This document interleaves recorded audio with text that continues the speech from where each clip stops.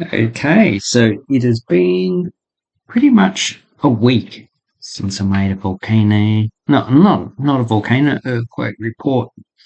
So we have a lot more movement than it seems on the planet.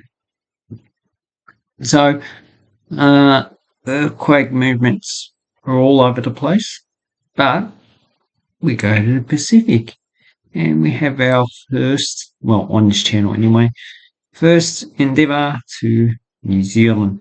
So New Zealand actually had that problem with the earthquakes in, when was it? 2010 or something like that. Quite a few hundred people died. And that was around about down here in Christchurch. So we're Wellington, the capital.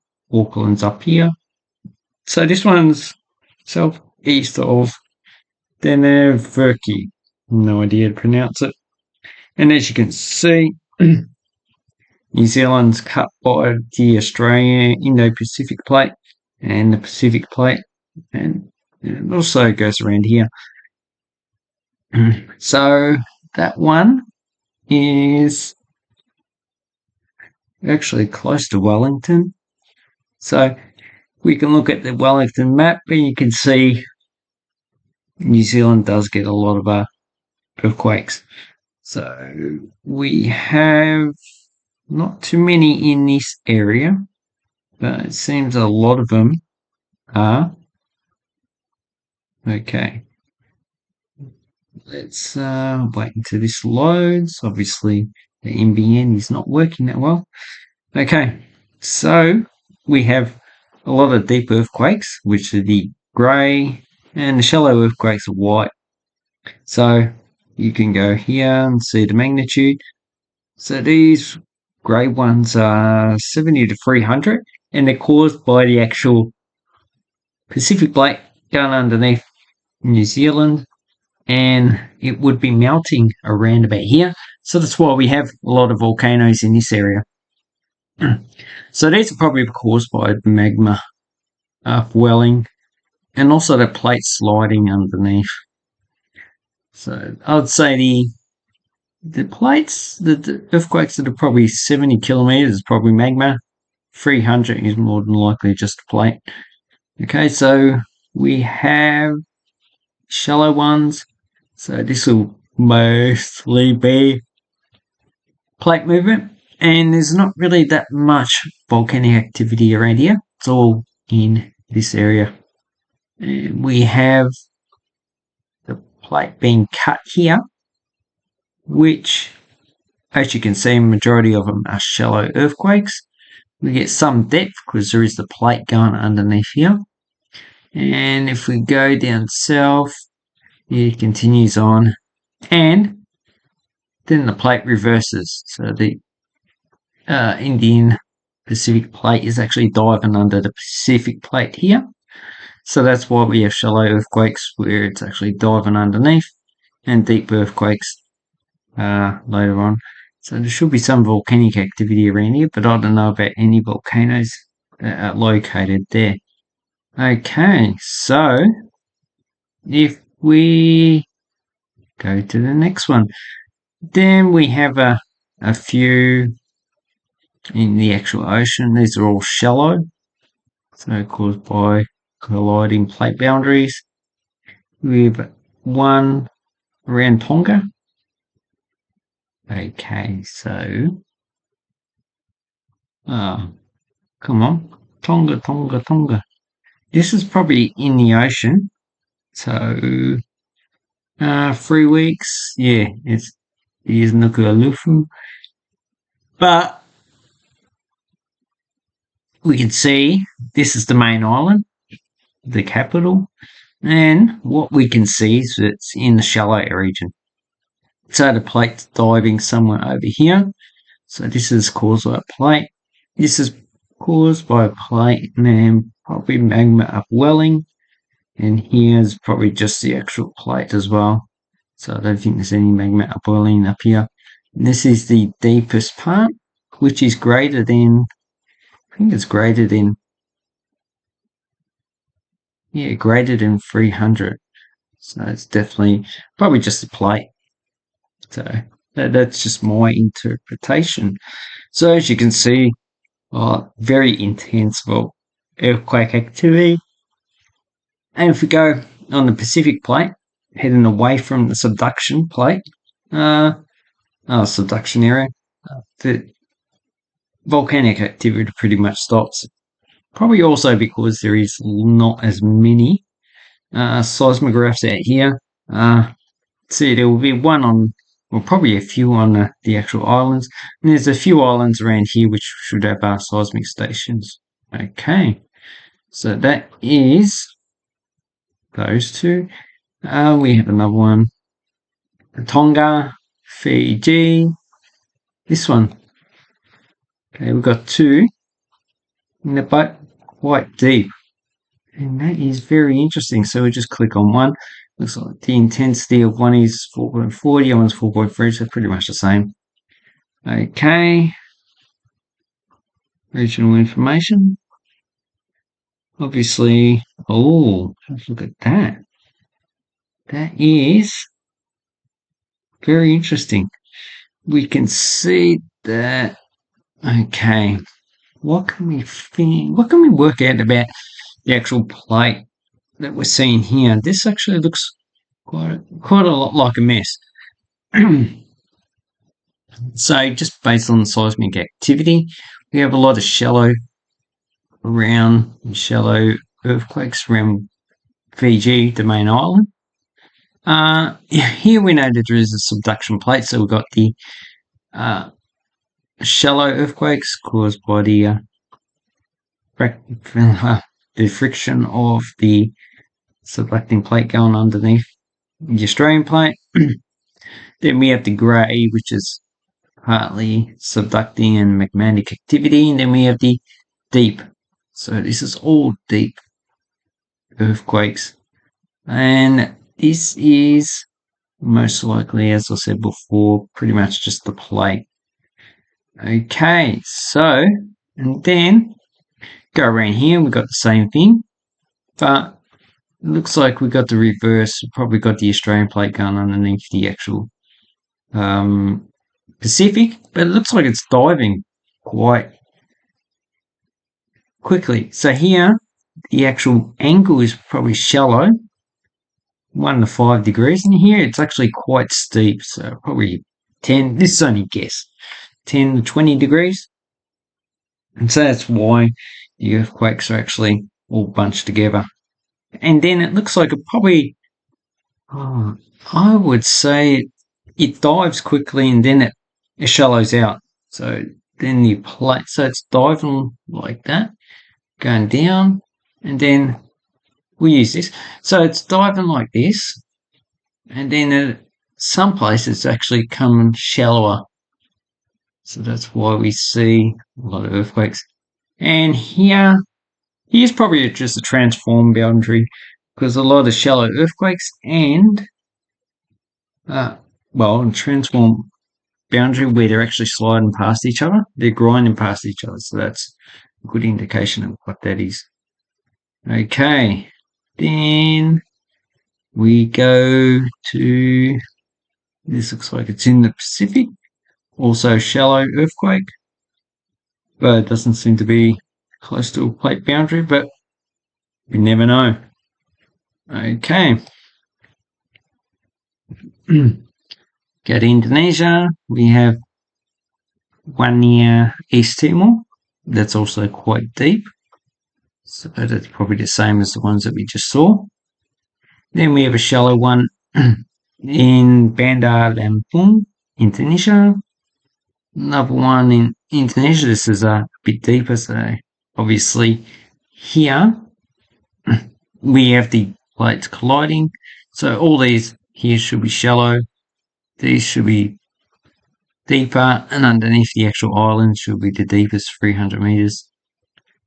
Okay, got one Mindanao in the Philippines, 33 kilometers. So, don't need that. I like to use these island graphs. We'll do the Philippines one as well. Okay, so as you can see, this one's actually quite deep because it's further away from the actual plate collision, which is somewhere around here. And looks like that the plate is also diving quite steeply there. So the actual diving of the plate could be, okay, so the plate, it's probably roughly around somewhere around here. Okay, then we have the Philippines. This one's south of Davao City. And what does that indicate? Okay, so we have a plate colliding here.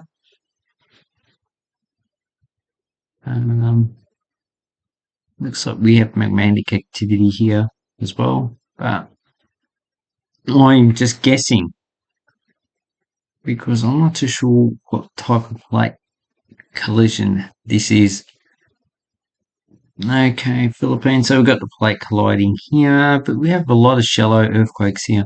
So that's a bit confusing to actually look at first. Okay, got a few around Japan. We'll have a look at this one. So Japan's on 1, 2, 3 different plates, which is very interesting. Now, this Japan should actually give us the best information because they have a lot of seismic activity and also a lot of infrastructure to record those type of interactions. Okay, so time range to nearby seismic activity. That will be very interesting. Okay, so this one's the plate is subducting over here, so all these are shallow. And this is probably a combination of shallow and deep. And obviously we don't have any earthquakes that we can see. They're actually fairly deep. So here we have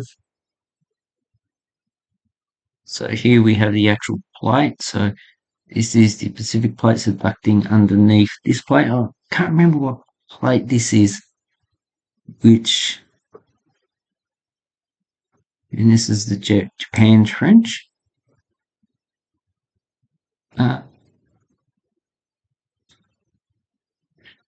Okay, so we've got the Japan Trench, and so this actually looks like it's been subducted quite steeply, which is very interesting.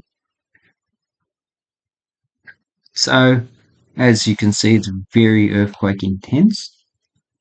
We go back, interactive map. Doesn't give us much information on the interactive map unless you actually put population density and tectonic plates. Okay, so this is interesting. And as you can see, it's quite a high population. So the black is 10,000 people.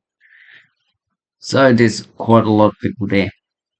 Okay, so that's very interesting. And the United States has quite a few, but personally, I'm not that interested in here. But okay, here we have one at Don's place. Is that the Yellowstone hotspot? Wouldn't be surprised. But we have quite a few up at Alaska. Nothing about depth there, which is strange because all these have depth and intensity. So the low magnitude ones are not really that interesting. And here we have another one, 4.3 in Alaska. So this should be pretty intensive in earthquake activity. Okay, so Tom Place, Canada. Is that in Canada? Oh no, California. Okay, so I am not too familiar with the geology of this region or why. So there's probably This could be magmatic activity. Oh, Death Valley National Park. Pretty dry. Kings Canyon. So, Yosemite National Park. Mono Lake is there. Okay. So this is pretty intense. So there's something going on here. Could be magma upwelling. That wouldn't be surprised if it's on a hotspot. Okay. This Alaska one is interesting as well. Okay. It's pretty stuffed. Okay, we'll look at the Iceland one. Obviously, the Icelandic one is over a hotspot. So the hotspot's here, and I'm not surprised it's got a lot of activity. So this is also underneath a glacier, which when a volcano erupts, obviously it's underneath a glacier, and it would also disrupt the actual glacier, probably cause glacial melt, which would feed local rivers. Okay, we have some in South America. Okay, that's not gonna. Okay, that's interesting. And here we have quite a few volcanic activities, but it should be on a passive margin. So this is more than likely just caused by, it would be surface. And if you've got this plate pushing this material, scrunching it up, and see there's a mountain range, and there's not a mountain range there for no reason. So there would at one time have been continental collision that would actually push that mountain range up, like it's doing down here, which indicates this probably needs more study. But there's really not too many people up here to actually study this mountain range. Where's it? Brooks Range. I wonder what its name is in Inuit or whatever the language is that they speak up there. Okay, so as you can see, Iceland, all these shallows. This is just magma upwelling. It should be pretty far from any civilization. Most of the population live in Reykjavik. And here we have the current volcanic activity, which has been occurring on and off for the past 3 years. So if you want to know more information about that, go to Sean Wise's channel. There's a lot of information.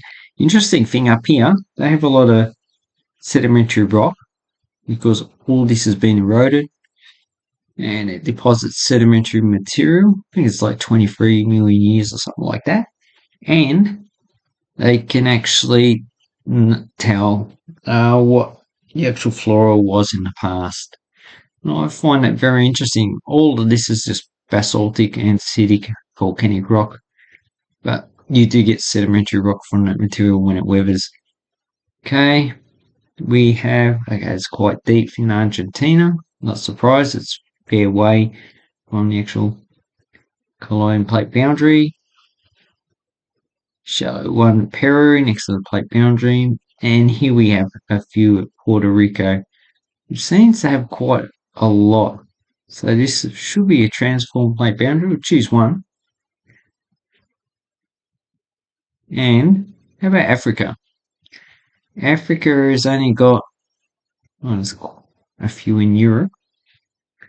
So this is all shallow, caused by a subducting plate. Okay, so we have the Rift Valley, Ethiopia. And this is actually so here, Africa is actually being torn apart. Goes to Lake Victoria in southern Uganda, northern Tanzania. Goes to these lakes in Malawi, and it comes out somewhere in Mozambique. So it's been ripped in half. So let's have a look at Puerto Rico. As you can see, there's quite a few earthquakes. So I think this is transform plate boundary. And here should be start of a subducting plate boundary because a lot of these are volcanic islands. Here's a transform. Obviously, Barbados is not volcanic, it's sedimentary. I can't remember why it actually occurred, but it's something to do with the colliding plates. And we have late, probably also diving there, causing these mid shallows, and this is probably just caused by transform plate. Looks like it goes somewhere around here. So, oh, Guantanamo Bay. Yay. Okay. And then we have a look at the Rift Valley.